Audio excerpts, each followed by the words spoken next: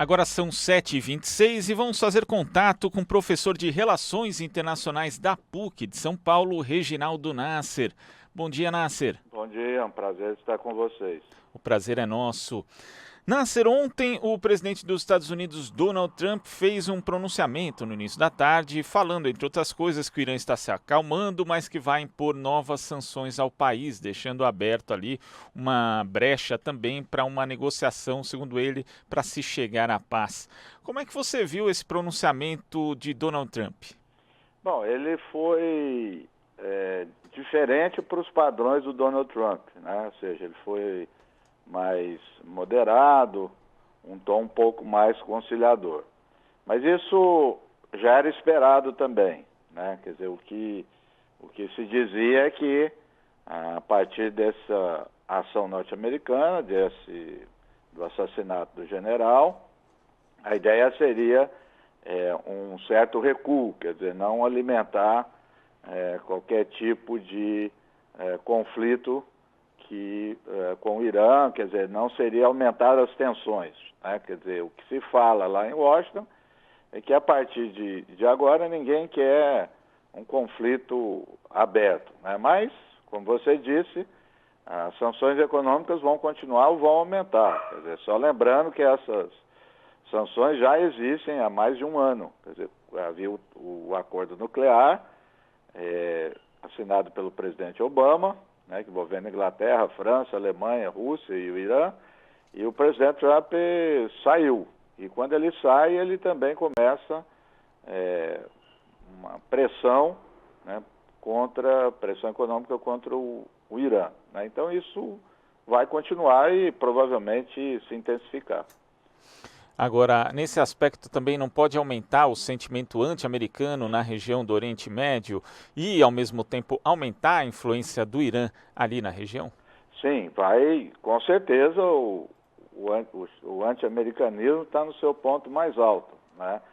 Inclusive, dissidentes, opositores no Irã, né, opositores do governo no Irã, hoje já estão contra os Estados Unidos, claro. Então tem um sentimento de unidade nacional muito maior no Irã hoje, e acredito que o Irã vai fazer aquilo que ele sempre tem feito, né, há mais de 15 anos, que é aumentar a sua influência na região. Mas, de toda forma, uma consequência importante disso também creio que será uma presença maior da Rússia e da China, né, mas muito mais da Rússia, que já desde a guerra da Síria tem participado mais das questões do Oriente Médio.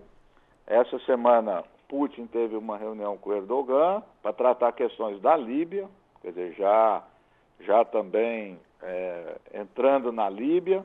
Enfim, creio que um cenário agora no Oriente Médio é da entrada e da presença cada vez mais forte da Rússia.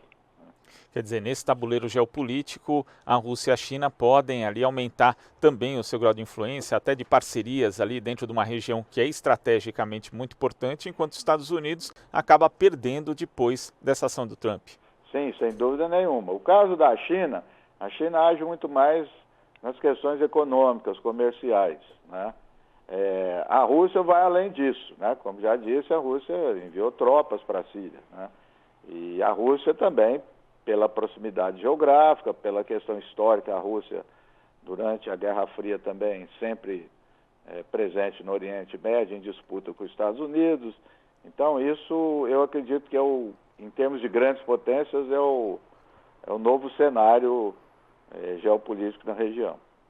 Agora, Nasser, dado que essa ação ela acaba não trazendo ganho justamente em termos geopolíticos para os Estados Unidos, qual que foi a motivação, na sua leitura, do presidente Donald Trump de iniciar essa escalada, né, de tensão junto ao Irã? Porque é só realmente uma questão político-eleitoral? Então, essa especulação eu me faço todo momento, e eu acho que muita gente também anda levantando as hipóteses. Eu acho que são vários os motivos, né? Sempre quando tem esse tipo de ação nos Estados Unidos, a primeira hipótese são as chamadas questões domésticas, né? E aí, nesse pacote das questões domésticas, é uma série de coisas. Tem a questão do impeachment, tem a questão das eleições, mas tem também dos grupos que influenciam a decisão do presidente. Então tem, por exemplo, a indústria de armas, né? No dia seguinte ao assassinato, as ações de várias empresas norte-americanas subiram, né? Lembrando que o montante que os Estados Unidos gastam nisso é uma coisa astronômica. Em dezembro do ano passado foi assinado o orçamento, né? Foi aprovado pelo Congresso e assinado pelo presidente Trump, cerca de 800 bilhões de dólares para o ano de 2020, para o ano fiscal 2020, só para o Pentágono, né? Eu tenho lido também que vários grupos que fazem parte do chamado lobby judaico têm influenciado também bastante as decisões do presidente Trump. E teve uma influência muito grande nisso, que é os problemas de disputa de Israel com o Irã na região, né? Existem alguns também, eu li ontem um economista norte-americano dizendo que pela primeira vez na história, os Estados Unidos é exportador de petróleo, né? E essa alta vem a contribuir muito para essas empresas norte-americanas, exportação de petróleo. Então veja que há vários motivos, né, que se não justificam, explicam. Por outro lado, como nós já apontamos, no cenário internacional, né, o cenário do Oriente Médio, creio que ele só teve a perder de um lado, porque também ganha. Veja, ele ganha pontos com seu aliado que é a Arábia Saudita, como eu já disse, ganha pontos com Israel. Ele tensionou mais as questões. De toda forma, o Iraque vai ser um lugar muito difícil para os Estados Unidos continuar, porque, em parte, a manutenção dos Estados Unidos, por incrível que pareça, era também devido à ação conjunta que tinha com o Irã. Quer dizer, os Estados Unidos e o Irã apoiaram por bom tempo o mesmo governo do Iraque e também agiram, num certo momento, contra o Estado Islâmico. Então, ali vai mudar. Agora, você acha que, a gente tem nesse primeiro momento aí, digamos, a fervura baixou, né, entre Estados Unidos e Irã, mas você acha que é possível ainda que outros grupos, né, que se relacionavam, que eram próximos do general Soleimani, inclusive, né, que foi todo um trabalho de aproximação dele com grupos ali, organizações de outros países, de países vizinhos, você acha que pode haver uma resposta por parte deles ou que agora isso vai ficar mais ou menos como está hoje? Olha, eu acho que vai haver resposta, né? A pergunta é quando. Acredito que nesse momento todo mundo, todos os líderes, chefes de grupos militares, milícias estão muito mais cautelosos. Ontem eu li uma declaração do Muqtada al-Sadr, que é um grande líder xiita no sul do Irã, no sul do Iraque, muito relacionado ao Irã, pedindo para os grupos terem calma, né? Então é como se dissesse, vai chegar a hora, né? O Muqtada al-Sadr foi o grande líder da resistência às tropas americanas entre 2005 e 2008, né? Agora, é difícil controlar todos esses grupos, né? Eu diria também que eventualmente o aparecimento, mesmo que não sejam grupos ligados ao Irã, mas que vão aproveitar da situação. Não é improvável que isso aconteça, né? Não é improvável um ataque terrorista, ainda que seja de forma isolada, chamado lobo solitário. Enfim, o terrorismo, as ações terroristas gostam desse momento, né, de tensão, de instabilidade para chamar a atenção. Então é possível que aconteça, mesmo que não tenha, repito, conexão com o Irã. O Irã não tem conexão nenhuma com o grupo terrorista, mas a gente sabe que pode se aproveitar do momento.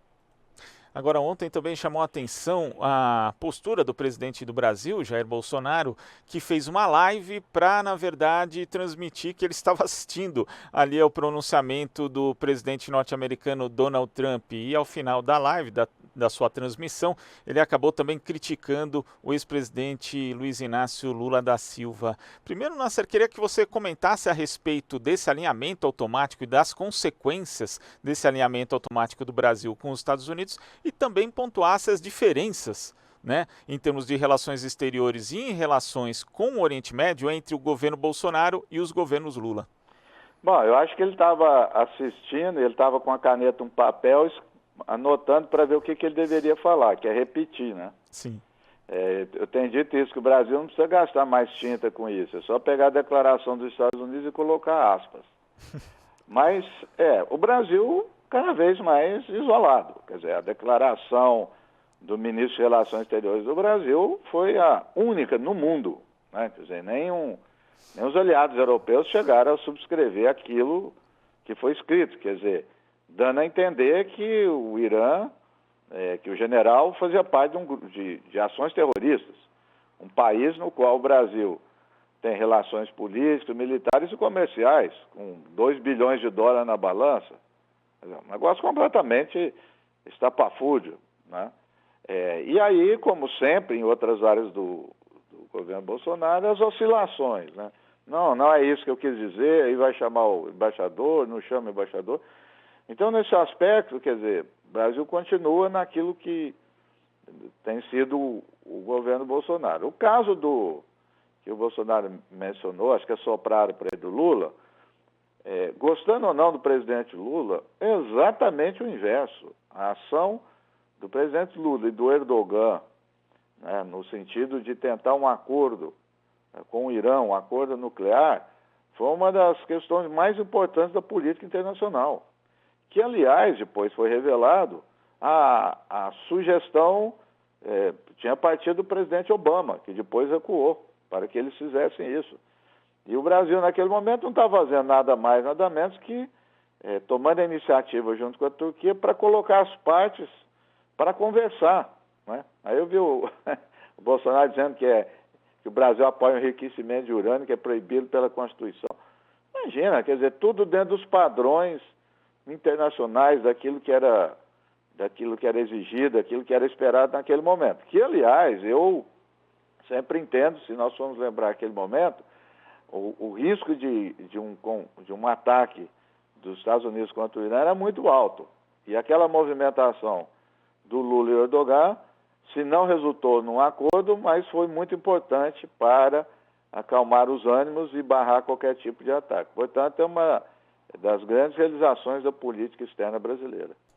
E nesse aspecto da política externa brasileira, a gente tem diferenças muito grandes entre o que aconteceu ali durante os 2 mandatos do presidente Lula e agora, né, nesse início de mandato do presidente Jair Bolsonaro. Sem dúvida, né? Eu acho que, veja só, o que tem acontecido com o presidente Bolsonaro não é só com o presidente Lula. Eu acho que é com toda a história da política externa brasileira. Quer dizer, se você olhar o regime militar, mas está longe disso, porque com todas as críticas que a gente tem ao regime militar, à ditadura, a política externa, e algumas divergências da política externa, mas tinha orientação estratégica, tinha sentido, tinha lógica, havia elaborações de inserção no cenário internacional, que por vezes conflitavam com os Estados Unidos, por vezes se aproximavam. O Brasil teve atitudes importantes em relação ao processo de colonização na África, enfim, toda a movimentação também no período dos militares. Então eu diria que é com toda a história da política externa. Quer dizer, é um ponto completamente fora da curva. Tá certo, Nasser. Muito obrigado aqui pela sua participação e até a próxima. Até a próxima. Conversamos aqui com o professor de Relações Internacionais da PUC de São Paulo, Reginaldo Nasser.